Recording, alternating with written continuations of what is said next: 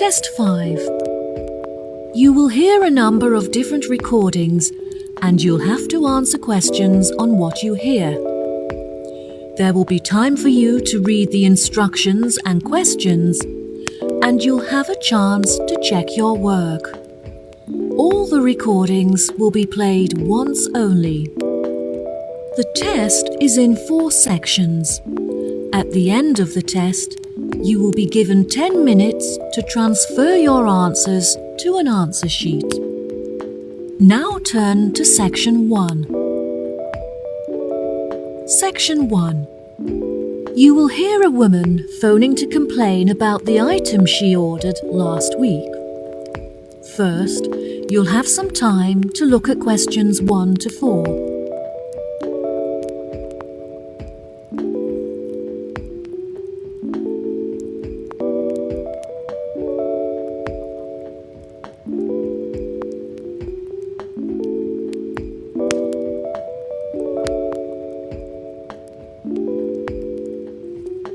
You will see there is an example that has been done for you. On this occasion only, the conversation relating to this will be played first. Hello, you are through to the complaints department at Clifton Antiques. Before we begin, I'll just need to take a few details from you. Is that okay? Yes, of course, no problem. Okay, can I please have your full name? My name is Anna Lumley. That's Anna, Lumley. Right. The name is Anna Lumley, so Lumley has been written in the space. Now we shall begin. You should answer the questions as you listen, because you will not hear the recording a second time. Listen carefully and answer questions 1 to 4. Hello, you are through to the complaints department at Clifton Antiques. Before we begin, I'll just need to take a few details from you. Is that okay? Yes, of course, no problem. Okay, can I please have your full name? My name is Anna Lumley. That's Anna, Lumley. Right, and could you give me a contact number which we can use to reach you during the week? My mobile phone number is 077-876-345. Okay, great. How can I help you today, Anna? I ordered a large number of items from you last week on the 20th of February and was expecting them to be delivered on the 27th. However, only half of the shipment has arrived. I just want to make sure that they haven't been lost in transit. Right, okay. I'm sorry for the inconvenience. Let me track the parcel and see if I can find out when you should expect to receive the rest of your items. What did you list as the delivery address?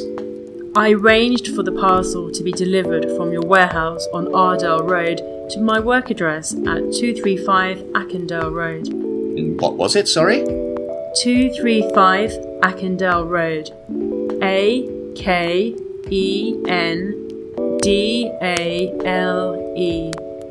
East Sea?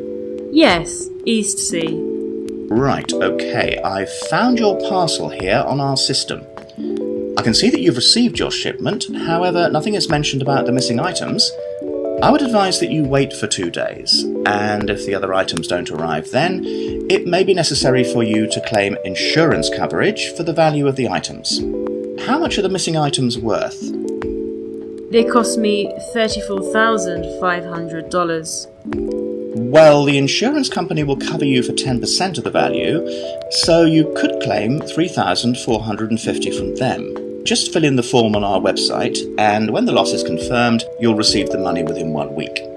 We will refund the rest of the money to you within a month, so you won't suffer a financial loss. That sounds fine.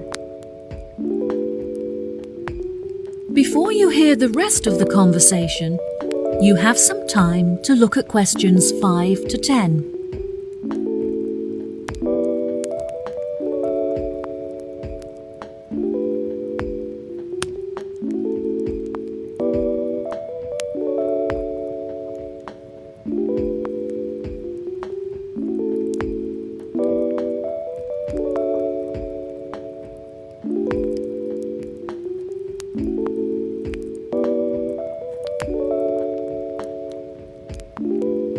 Now listen and answer questions 5 to 10.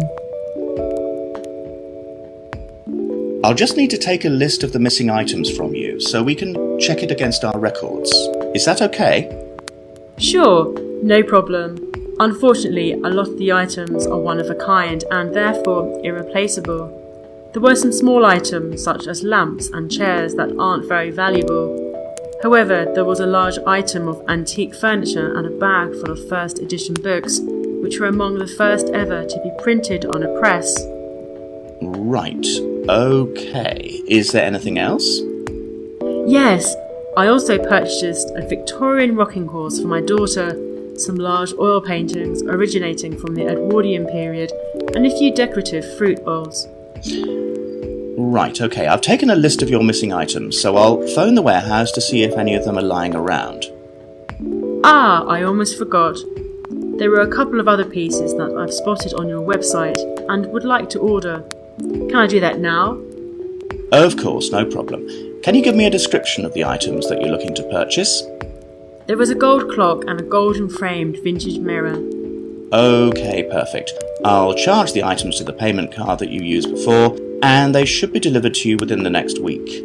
Is there anything else that I can do for you today? Yes, 2 of the items that I received in the shipment are damaged, so I need to make a claim for a partial refund. Oh, I'm sorry to hear that. I need to take down a few details of the actual damage over the phone before you put in a full report. Can you tell me which pieces are damaged?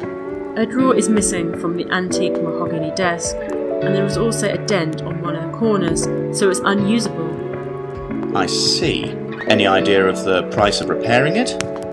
No, well, I don't think it can be repaired. I will need a new one. Okay, I'll make a note of that and we'll see what we can do. Anything else? I also purchased a set of dining chairs with navy leather padding. However, the colour is faded and one of the legs has completely split down the middle. Okay, are there any other damaged pieces? Yes, I purchased a set of Chinese crockery to furnish my dining room table. However, when I opened the box, I found that a cup was missing and that some plates had smashed. 4, actually. And is that all of the items? Yes, I think that's all. Right, I'll calculate the value of the damaged items and we'll issue you a refund. Okay, thank you so much for your help. No problem at all, it was my pleasure. Goodbye. That is the end of section 1. You now have half a minute to check your answers.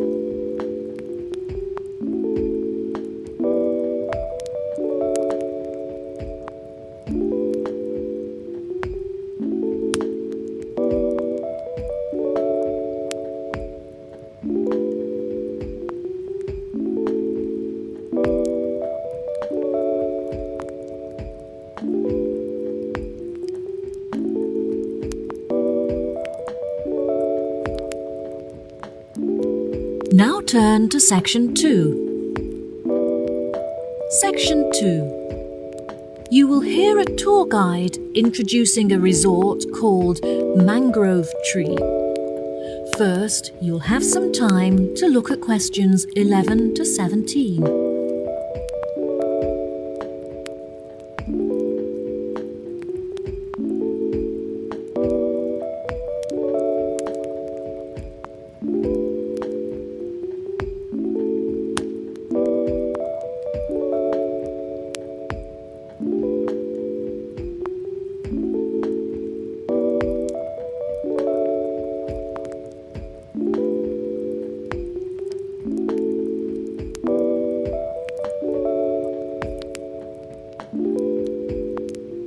Now listen carefully and answer questions 11 to 17.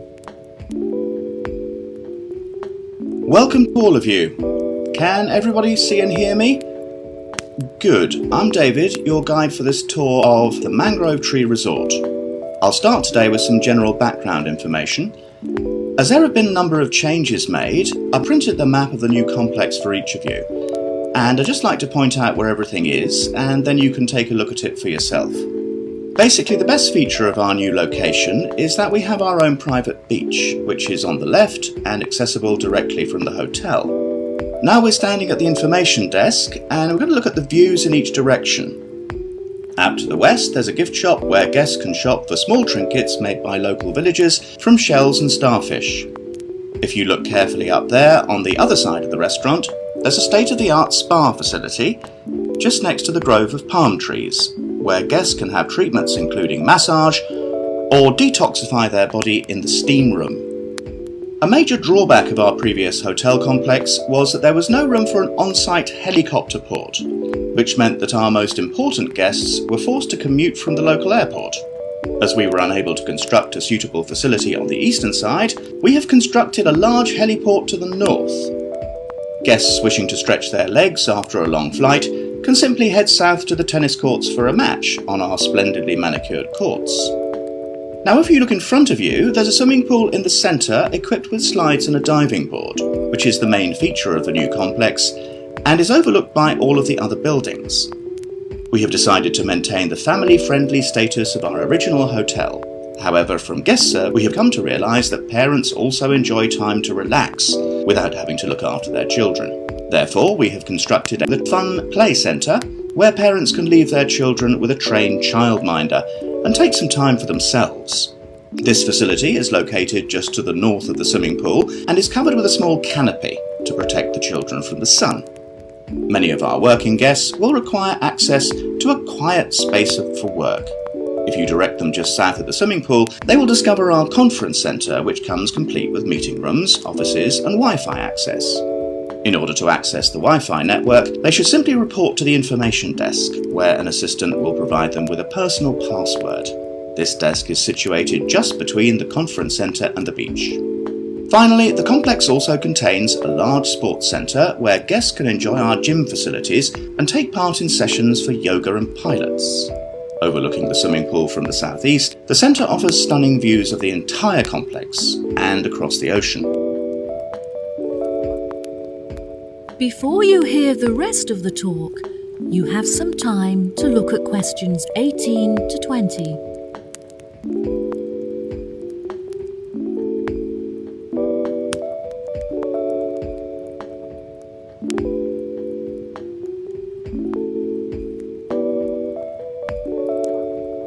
Now listen and answer questions 18 to 20. Next, I would like to discuss our new restaurant, which is run by the award-winning chef Alberto Brava.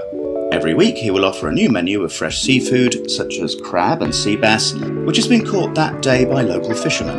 The daily menu will include a range of organic meats and vegetables freshly grilled on the barbecue, served with a selection of specially prepared sauces and spices. There is no menu specifically for vegetarians, however there will be a large range of grilled vegetables for them to choose. The hotel now has a selection of sweets to cater to our more discerning guests and provide for special occasions. As these sweets are finely decorated with furniture and paintings, they are not suitable for families with children. Our Tiki Sweet is the finest of them all. It is slightly too ornate for business people, but would be perfect for couples on their honeymoon who may even have been married in the hotel. Finally, I would like to share some exciting news. Our hotel has won awards in the past for its fantastic service. However, we have just won the prestigious Green Award for our efforts in reducing our carbon footprint. The award will be proudly displayed in the restaurant facility, where it can be admired by our guests and staff alike. Well, here we are back at our starting point, the information desk. That is the end of section 2. You now have half a minute to check your answers.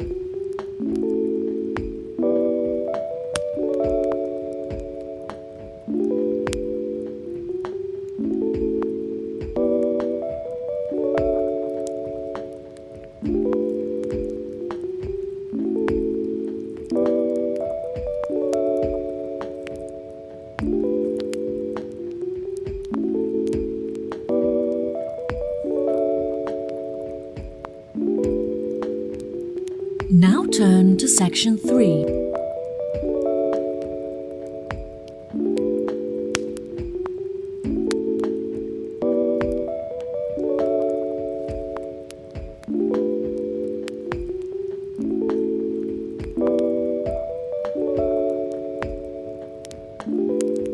Section 3.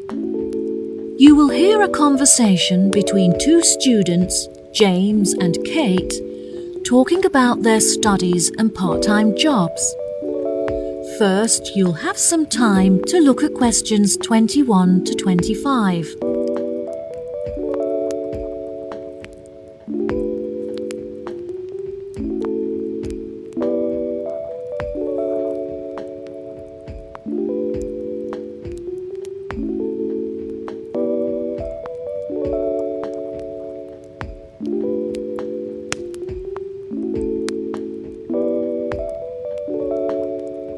Now, listen carefully and answer questions 21 to 25.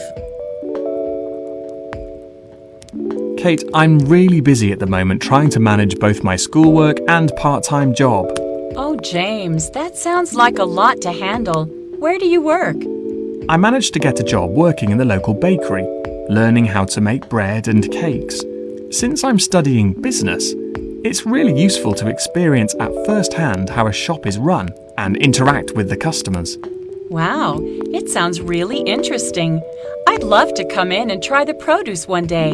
Is it nearby? It's about 15 minutes away, which is frustrating because it's too far to walk from my house and I have to drive there. Despite the commute, my tutor recommended it to me as it's renowned in certain circles for being a very well-run and successful business. Is it a part of the Kingfisher Bakers chain? No, it's an independent family-run store, which is good because they're really supportive and eager to help me with the information I need. How do you find the theoretical aspect of the schoolwork?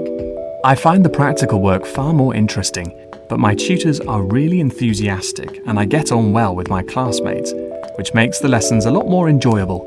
Also, I recently found out that I can complete the theoretical aspects of the course within 1 year because of the practical experience I'm getting. Wow, that's great. I know, I was so relieved. I find the theory pretty hard to understand, so I was really worried about taking it for another year. Do you get assessed every term or just once at the end of each academic year? No, there's an assessment every term, which is great because it really takes the pressure off. In the first term, it's really relaxed. You conduct your own experiments on your topic of choice, and then everyone in your class assesses each other as a practical exercise. It's just a shame that practical experience doesn't count towards the grades. Yes, that's true. Anyway, enough about me. What are you studying? Oh, I'm not sure what I want to study yet, but I've been making enquiries about the English language course. Do you know what career path you're interested in following? Since Spanish is my first language, I thought that studying English would be really beneficial if I decided to apply for a job in England. I really enjoy art, and I'm very creative, but I don't think that becoming an artist is a very practical choice. I was thinking of using my passion for art in a different way, like working as a curator in an art exhibition, for example. Wow, that sounds really interesting. I think you'd be good at that. The problem is that the course is very expensive, as you have to buy materials yourself, and they don't offer any scholarships to cover expenses. I need to order a catalog of the courses on offer so I can see if there are any other modules that might perhaps be cheaper to study. Luckily, the courses don't start until September, so at least you have plenty of time to get organised. I can't believe I have to wait until September. I'm already so excited about starting. Before you hear the rest of the conversation, you have some time to look at questions 26 to 30.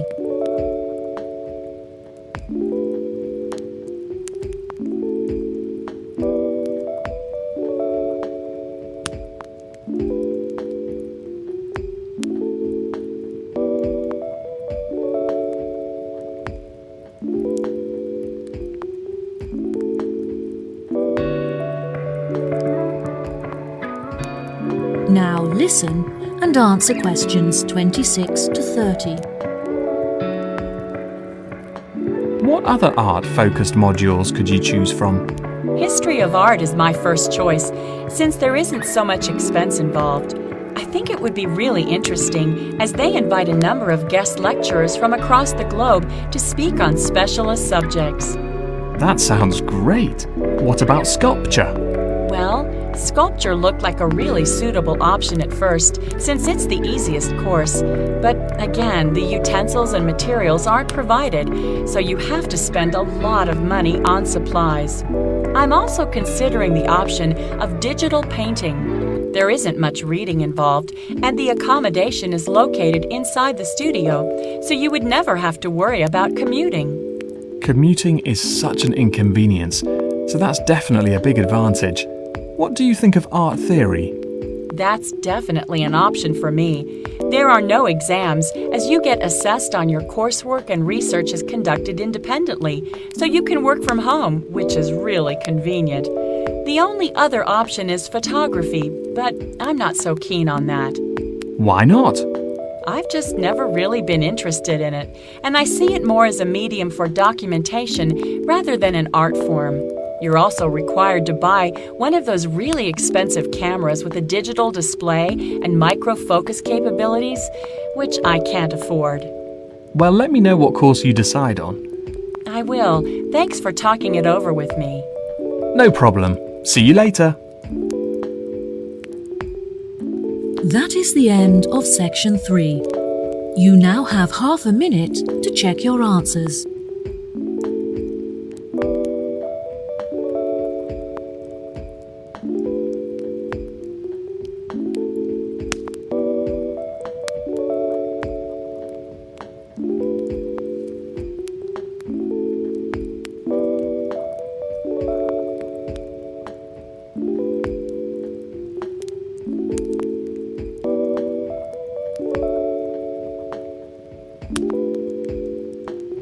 Now turn to section 4.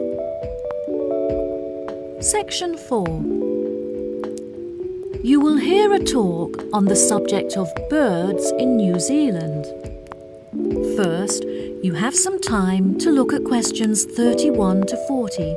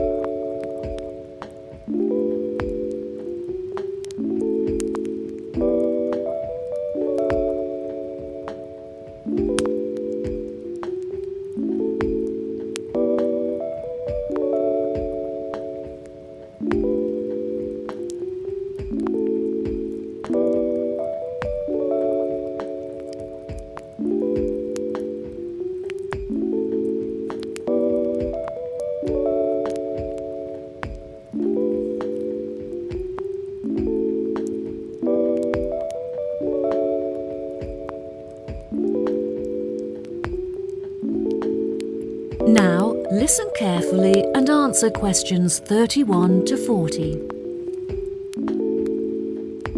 Good morning, everyone. Today, we're going to look at birds native to New Zealand, delving into the facts and exploring methods of protecting these species from extinction. It may surprise you to hear that there are thousands of bird species that are endemic to New Zealand. That is to say, that they are not found anywhere else on the globe. Since most of these birds live on a diet of freshly caught fish, they often nest along the coastline, or if they need to catch freshwater fish, the neighbouring river. Once they have mated, the female birds will collect twigs and pieces of debris to build nests where she can safely hatch her eggs out of the reach of predators. When humans arrived in New Zealand about 700 years ago, rats were carried on the ships with them. The rats flourished in the warm climate and put pressure on the native bird populations, in particular on the flightless species. In 1984, researchers found that only 3 pairs of flightless bird species remained in existence, and that even these faced severe threats. New Zealand is now a world leader in facilitating the recovery of severely endangered species from the brink of extinction. Every year, researchers carry out surveys in order to monitor the fluctuating levels of bird numbers and species living in New Zealand. Due to the migration patterns of many of the species, it is particularly hard to estimate the bird numbers accurately, since many may have flown to other countries in search of mates and warmer climates, and thus not appear in the survey. Bird numbers are also particularly sensitive to environmental influences, in particular to those related to human activity. Everyday activities, such as farming or constructing a home, can have a massive impact on the local populations. Forests that serve as a habitat for thousands of birds can be entirely eradicated to make fields for crops or to provide wood for construction, having a disastrous impact.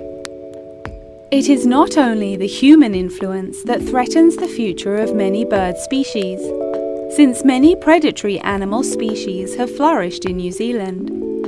One of these species is the mantane snake, which was introduced from Australia and has decimated the population of killdeer birds. These birds nest on the ground and often return to find that their eggs have been devoured by the egg-eating snakes. One cannot dismiss, of course, the pressure that nature itself imposes on the survival of many bird species. Natural disasters, such as storms, can be devastating, tearing apart forests and leaving thousands of destroyed nests in their wake. Monsoons flood the rivers and often drown many of the flightless bird species that are unable to escape. Unfortunately, the greatest threat to bird numbers in New Zealand is illegal hunting, which is almost impossible to prevent. Many endangered bird species are on display at the National Zoo, and it is essential that urgent measures are taken to protect them. The zoo recently employed an expert in bird protection, who recommended that they should employ a guard to protect their birds from poachers. The expert also pointed out that the birds can become very stressed in situations where the public are able to approach them too closely, suggesting that the administration install a fence network to keep the public a safe distance away from the birds. Despite this threat to birds in captivity, it is the freely roaming birds that are most at risk. Efforts are being made to educate people on how they can contribute towards protecting birds that are living in the wild. Finally, research has shown that one of the most effective methods of informing the public on the importance of protecting the bird populations is through the media. I advise you all to read the articles written on this topic in specialist journals, and also carry out research on the internet. Each and every one of you could make an enormous contribution to the protection of birds if you put your mind to it. That is the end of section 4. You now have half a minute to check your answers.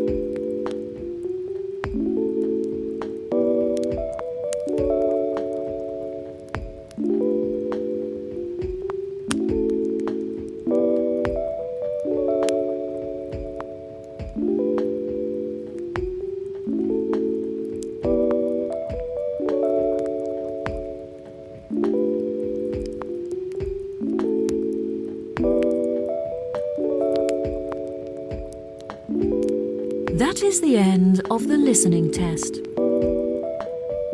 In the IELTS test, you will now have 10 minutes to transfer your answers to the answer sheet.